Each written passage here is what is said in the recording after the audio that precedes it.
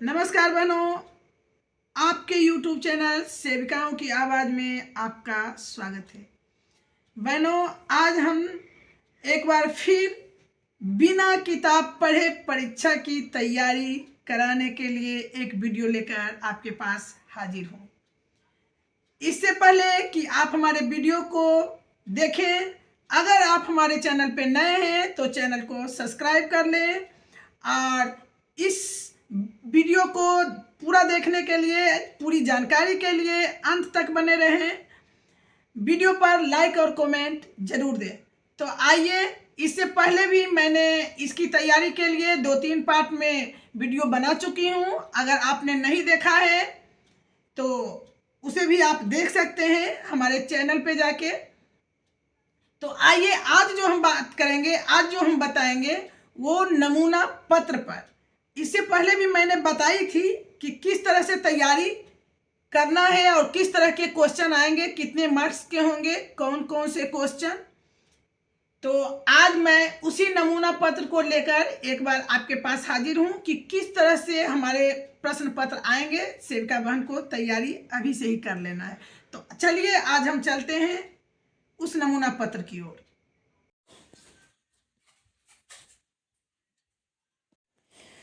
आज हम कुछ महत्वपूर्ण प्रश्न आप लोगों को बताने जा रहे हैं। ध्यान से सुनिएगा, यह बहुत ही इम्पोर्टेंट है इस एग्जाम के लिए। भाषा एक विकास का एक चरण है। ध्यान दीजिएगा, रोना, चिल्लाना, बौलाना सभी भाषा विकास का एक चरण है जिसमें रोना, चिल्लाना, बबलाना सभी आता है। इसलिए इसका सही जवाब होगा सभी। अगला है, स्वस्थ मनुष्य का हृदय 1 मिनट में कितने बार धड़कते हैं। याद रखिएगा, स्वस्थ मनुष्य का हृदय 1 मिनट में 72 बार धड़कते हैं। लेकिन यही अगर लिखा रहेगा कि स्वस्थ बच्चे का हृदय 1 मिनट में कितने बार धड़कते हैं, तो आप यह 72 बार नहीं लिखना है। स्वस्थ बच्चे का जो है अनगिनत बार धड़कता है, इसलिए वहां आंसर होगा अनगिनत। अब देखिए, अगला है तीसरा नंबर, शरीर का तापमान किस यंत्र से मापा जाता है। याद रखिएगा, शरीर का तापमान हमेशा थर्मामीटर से मापा जाता है। लैक्टोमीटर से दूध मापा जाता है। अगला प्रश्न, पीलिया किस अंग को प्रभावित करता है। याद रखिएगा, पीलिया जो है यकृत को प्रभावित करता है। गलती से भी दांत में टिक नहीं लगाइएगा, क्योंकि दांत पीले हो जाते हैं। दिमाग में आ ना जाए कि दांत को प्रभावित करता है। पीलिया हमेशा यकृत को प्रभावित करता है, जिसे हम जॉन्डिस भी कहते हैं। एक स्वस्थ मनुष्य के शरीर का तापमान होना चाहिए 98.6 डिग्री फ़ारेनहाइट। याद रखिएगा, सेल्सियस में भी होता है और फ़ारेनहाइट में भी होता है। तो यहाँ फ़ारेनहाइट लिखा हुआ है, तो फ़ारेनहाइट में। अगला प्रश्न है, माँ के दूध में क्या कम मात्रा में पाया जाता है। आप हमेशा से सुनते हैं कि माँ का दूध एक सर्वोत्तम आहार में होता है और उसमें शिशु के लिए जो भी जरूरी है वो सारे तत्व मौजूद होते हैं। लेकिन आज एक आपको हम इम्पोर्टेंट बात बताने जा रहे हैं कि माँ के दूध में भी कमी है।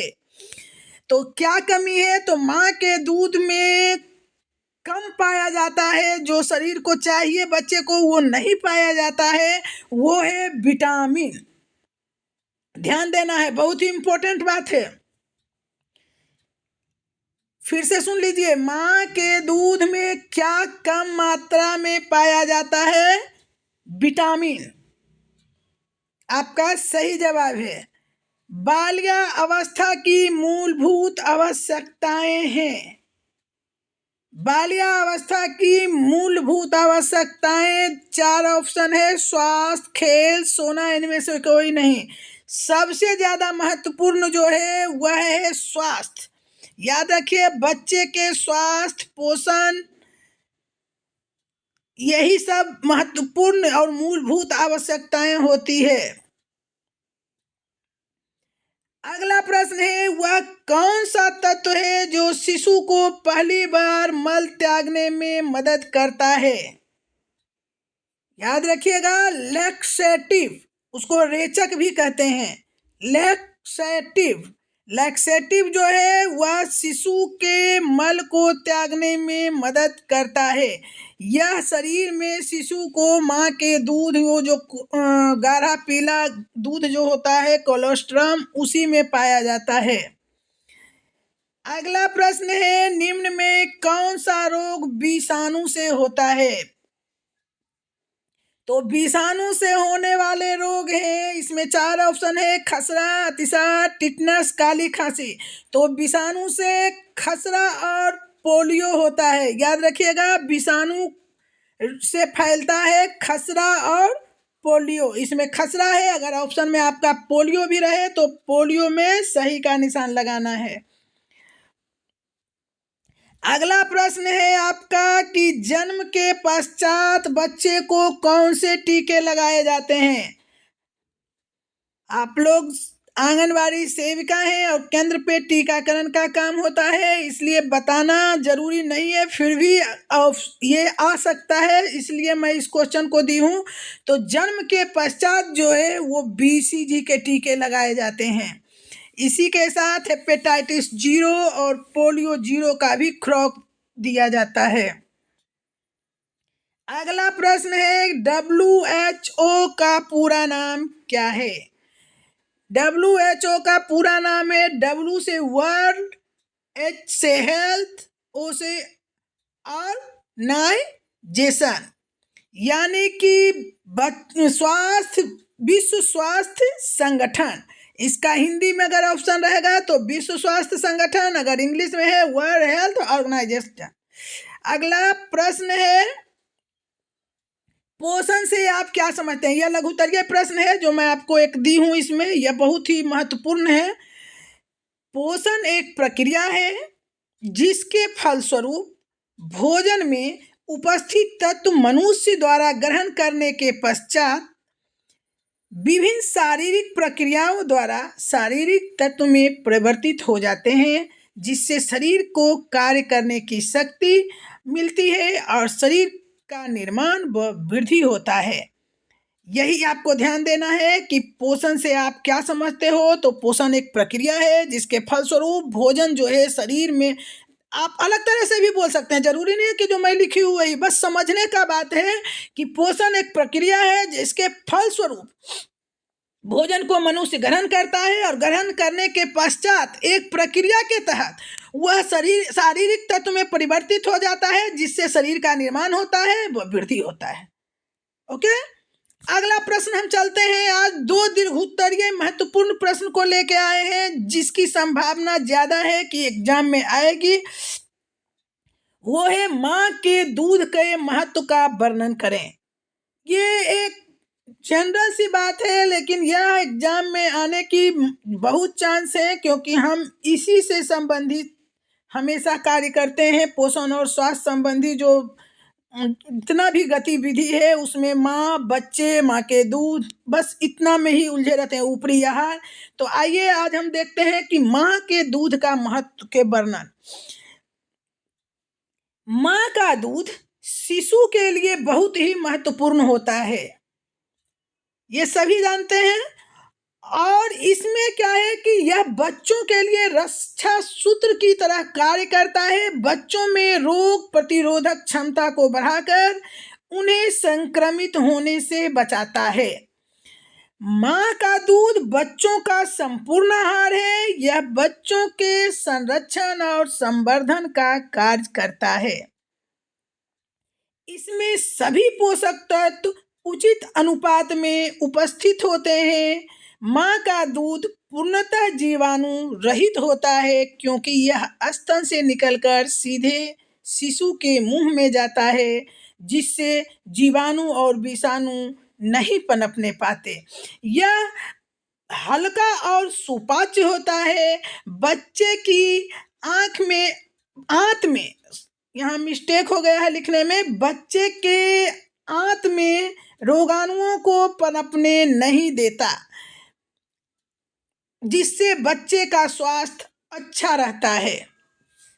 एक बार ध्यान से सुन लीजिएगा फिर से कि माँ का दूध बच्चों के लिए सर्वोत्तम आहार है। यह बच्चों के लिए रक्षा सूत्र का कार्य करता है, बच्चे को बहुत सारे रोगों से बचाता है, क्योंकि यह दूध जो है बिल्कुल जीवाणु रहित होता है और बहुत ही सुपाच्य और हल्का होता है, जिससे बच्चे आसानी से पचा लेते हैं।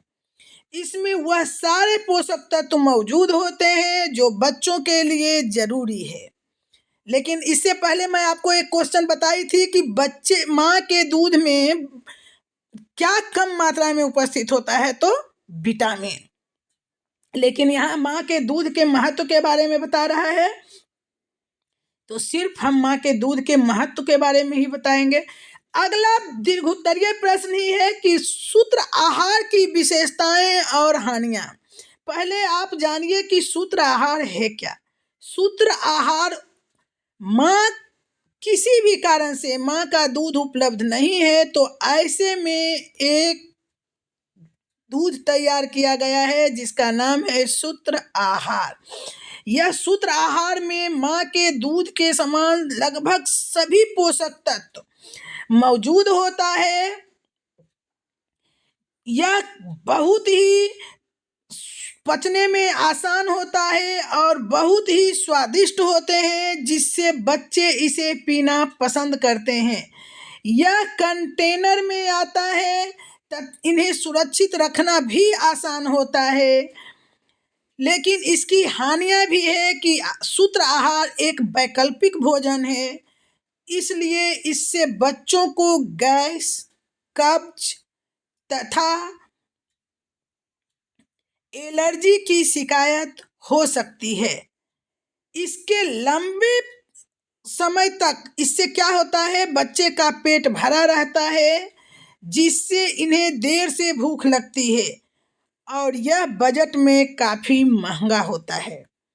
तो आप समझ गए होंगे कि सूत्र आहार की विशेषता भी है तो इसमें हानियां भी है। सूत्र आहार बच्चों के लिए मजबूरी का आहार है, क्योंकि जिसकी माँ है, माँ का दूध जिसे आसानी से मिल रहा है, उसे सूत्र आहार की कोई आवश्यकता नहीं। तो आज के लिए इतना ही। फिर अगले प्रश्न पत्र के साथ मैं आपसे बहुत जल्द ही मिलूंगी। तब तक के लिए धन्यवाद।